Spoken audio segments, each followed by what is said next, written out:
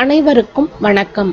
EPIயின் தமிழ் நண்பன் சேனலுக்கு உங்களை அன்புடன் வரவேற்கிறோம். இன்னைக்கு நம்ம பெப்பர் சேவ் எப்படி பண்றதுன்னு பார்க்க போறோம். இது காரா சேவ் அப்படின்னு நம்ம சொல்லலாம். இது ஒரு பெஸ்ட் டீ டைம் ஸ்நாக்.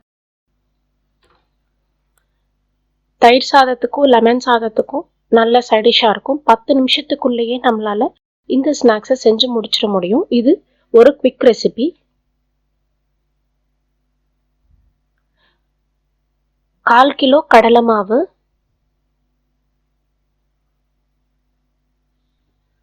பொட்டுக்கடலையும் மிளகும் நம்ம அரைச்சு போட்டிருக்கோம். இப்போ பெருங்காயம் போடுறோம், உப்பு போடுறோம்.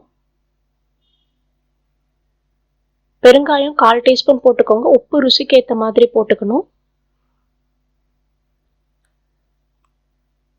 பச்சரிசி மாவு 50 கிராம், தனி மிளகாய் தூள் 1/2 டீஸ்பூன் போடுறோம். இப்போ இது எல்லாத்தையும் மிக்ஸ் பண்ணணும்.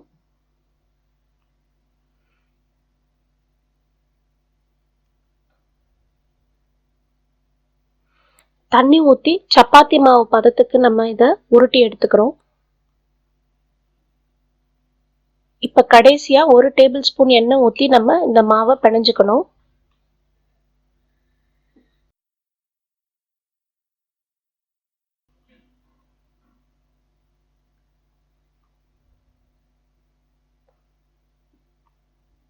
மாவோட பதம் ரொம்ப டைட்டா இருக்கக்கூடாது, கொஞ்சம் லூஸா இருக்கணும்.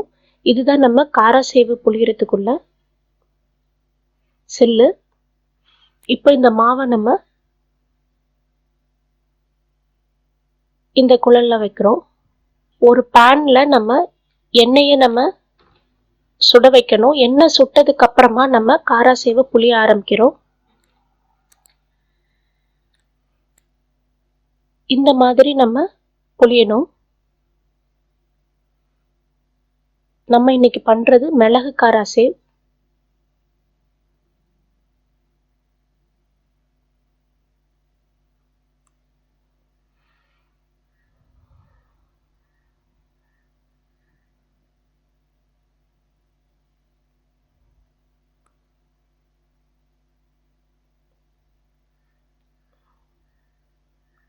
கோல்டன் ப்ரௌன் வர்ற வரைக்கும் நம்ம ஃப்ரை பண்ணி எடுக்கணும்.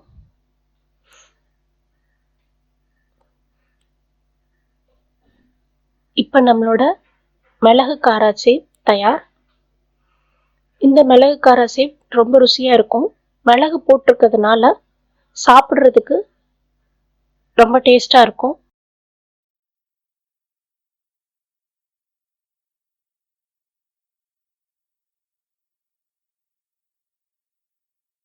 Best tea time snack.